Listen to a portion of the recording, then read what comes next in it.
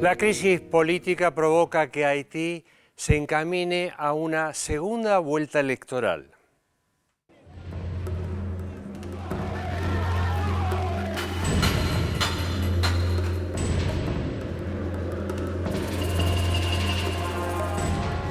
Con la hipótesis de designar a un primer ministro interino, la crisis interminable en Haití parece tener un rumbo hacia una segunda vuelta presidencial para el mes de abril y definir el sucesor del presidente Michel Martelly cuando se efectivice su abandono del poder este fin de semana. El 25 de octubre de 2015 se llevó a cabo la primera vuelta electoral, en la que quedaron en primer y segundo término el oficialista Jovenel Moïse con 32% de los votos y Jules Celestin con el 25%. La segunda vuelta estaba prevista para el 27 de diciembre del año pasado, pero fue pospuesta para el 24 de enero de 2016, día en el que tampoco hubo actividad comicial, como consecuencia de varias protestas públicas y movilizaciones que exigían la anulación del proceso por considerar que había fraude. Celestin denunció que hubo un golpe de Estado electoral fomentado por el presidente Martelly y decidió no participar de la contienda. La ley indica que el candidato que renuncie debe ser sustituido por el tercero más votado, en este caso Moïse Jean Charlet, quien también dimitió. En medio de este proceso, también hubo renuncias de varios miembros del Consejo Electoral Provisional.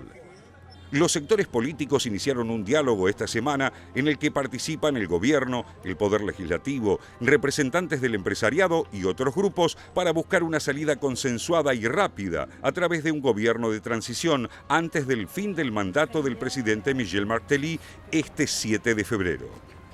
En esta línea se inscribe el llamado Grupo de los Ocho, una coalición de candidatos opositores que rechaza los resultados electorales y que propuso conformar un gobierno provisional que incluya al partido La PED, del candidato Jules Celestin, y al Familia Lavalas, que lidera el expresidente haitiano Jean-Bertrand Aristide.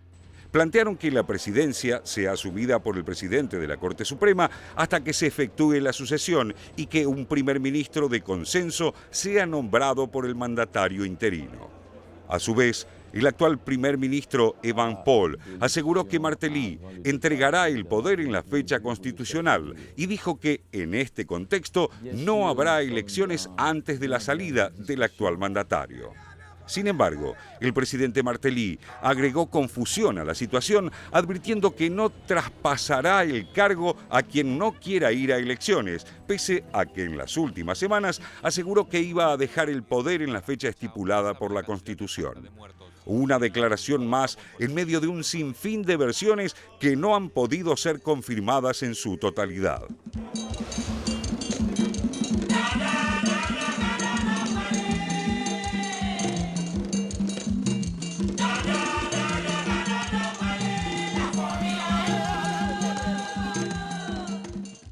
Según medios locales como Radio Metropol, los negociadores de la transición, entre los que se encuentra el propio presidente Martelly y los titulares de ambas cámaras del Parlamento, consensuaron un pacto que fija la salida de Martelly para este 6 de febrero.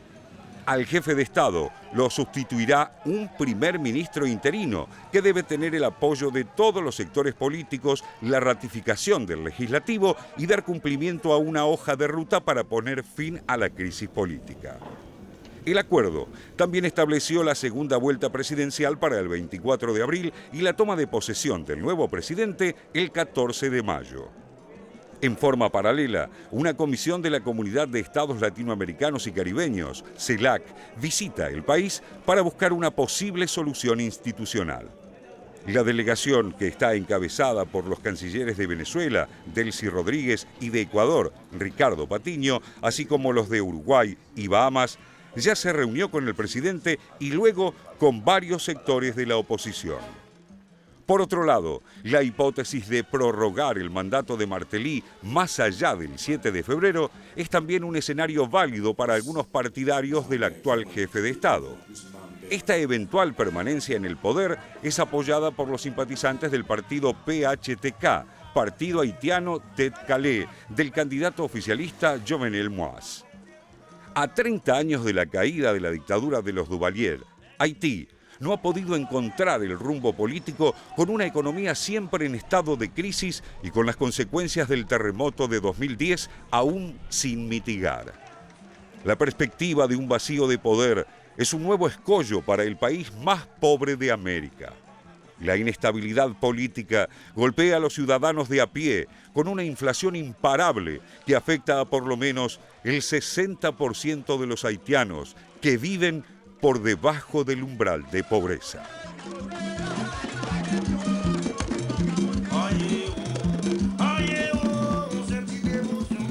La pregunta quizás ronda teniendo en cuenta la situación que vive Haití. Estamos hablando del país de América más pobre, el más desigualdad del mundo, un 60% de pobreza extrema, alta desocupación. Digo, ¿de qué manera se puede organizar con estos datos de la economía una situación política? Aquel que llegue al poder, Martínez está yendo en las próximas horas, ¿puede realmente dar respuesta a la demanda de una economía que hace 30 años no encuentra su camino? ¿Quién es quién? Es la pregunta. Raúl, la política, la economía, una llevada de la mano de la otra, por ahora en Haití sin respuesta.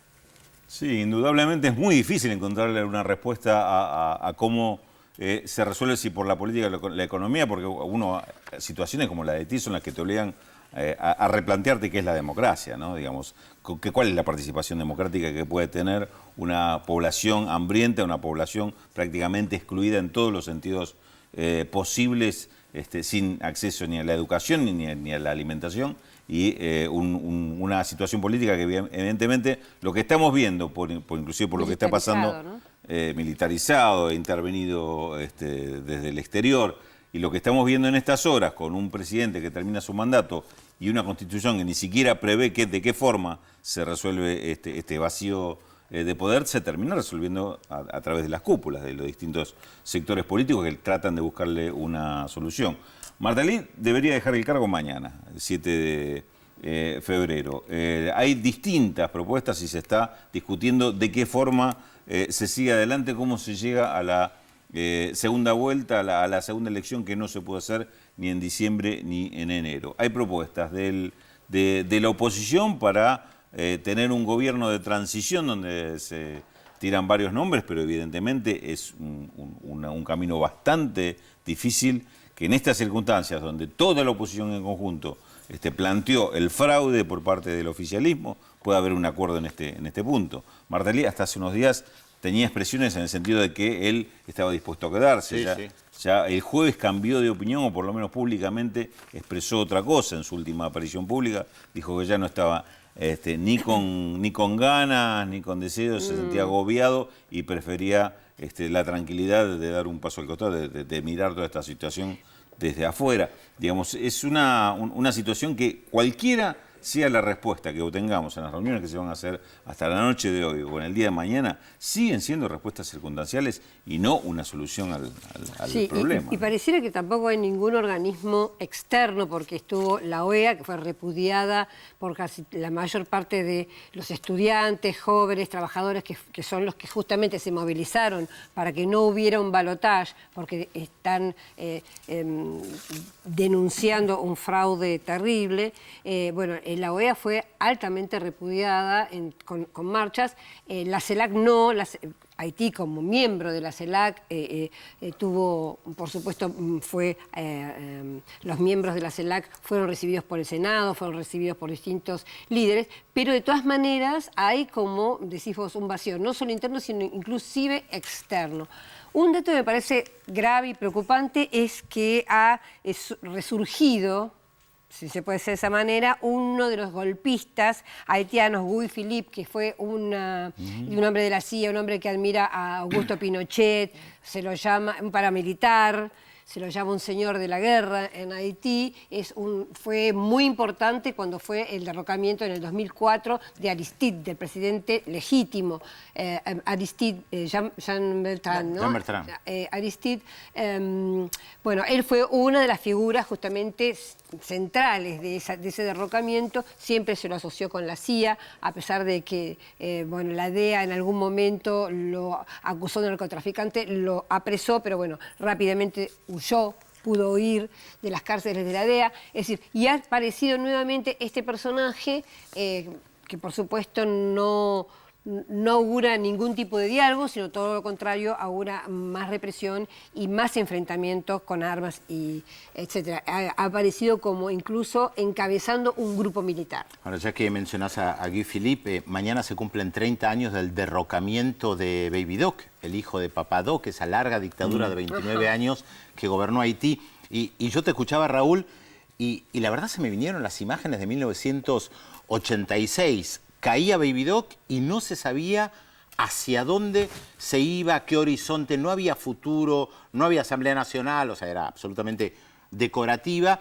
Y después vino efectivamente Aristide, pero vino también la invasión de los Estados Unidos que lo derrocó. O sea, cuando hubo un movimiento popular muy importante encabezado por un sacerdote que estaba con los sectores más pobres, porque hay que recordarlo, ya lo dijimos tantas veces, que Haití es el país más pobre de América, es realmente un basural. Yo les recuerdo, estuve después del terremoto que sacudió Haití, que dejó 200.000 muertos, más de 200.000 muertos, y más allá de la parte destruida, la capital era un gigantesco basural, y siempre destaco la gente tan pulcra, tan limpia, especialmente los chicos que iban a la escuela a punta de blanco, era algo impresionante, algo que impactaba. Pero la incertidumbre política, invasiones, crisis económica, y cuántas veces hemos mencionado nosotros en nuestro programa, hemos pasado las imágenes de Bill Clinton ante una comisión del Congreso de los Estados Unidos pidiéndole perdón, explicando que había sido un error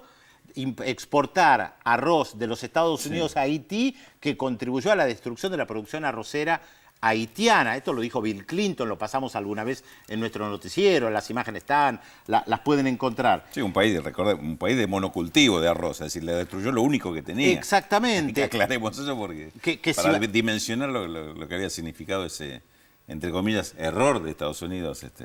Claro, por eso, y claro. Además un país que siempre hay que recordar, el primero que se independizó, lo importante que fue... Antiesclavista. Claro, la revuelta antiesclavista en su momento, lo que significó para Francia, lo que significó para las Antillas, para América Latina, y donde hoy efectivamente no se ve ningún tipo de solución, pero ningún tipo de solución. Estaba leyendo justamente un editorial del diario Le Nouveau, que es el único diario que sale regularmente en Haití todos los días, y plantea casi esto, la desazón frente a la incertidumbre y la no salida. Exactamente. La no salida, ¿no? Que da la sensación a veces que se pretende como borrar un país del mapa, porque después de ese golpe de Aristide en 1994 se liberaliza la economía, se privatizan empresas, se controla el gasto, se intenta recaudar más, y ustedes saben lo que está pasando. En todo esto, los políticos y aquellos que toman decisiones se olvidan de la gente. Pausa en la última en Visión 7 Internacional, más mensajes quizás, y por supuesto incógnita. Exactamente, Rosario Alberto de los Hornos se comunicó con nosotros al 0800-444-1777 o al 45350709. Dice: la paz se consigue en comunidad. Los países vendedores de armas rompen la lógica. María del Palomar, gracias por el programa. Jorge de La Plata dice: ¿cómo se hace para traer a una familia siria a la Argentina? Supongo que preguntará cómo lo hará como refugiado, ¿no? Me imagino, Sí. Ministerio del Interior. Jorge de Colón, en la provincia de Entre Ríos. Europa durante siglos saqueó a África, ahora se suma a Estados Unidos, que se queda con el petróleo. Y Tiziano, de San Nicolás, atención Tiziano, acertó la incógnita. Nuevo dato de la incógnita antes de ir a la pausa, por supuesto, y aquí está. Nuestro personaje, en 1940, llegó a los Estados Unidos procedente de Francia, esta vez huyendo de la Segunda Guerra Mundial. Parte de su familia quedó en Europa y murió en los campos de concentración alemanes. ¿Quién es nuestro personaje de hoy, cuya fotografía están viendo allí? 0800-444-1777 y 4535-0709. Nos vamos a la pausa, pero recuerden, hasta las 13:45 en Visión 7 Internacional, con toda la información como lo hacemos sábado a sábado desde hace 10 años. Ya volvemos.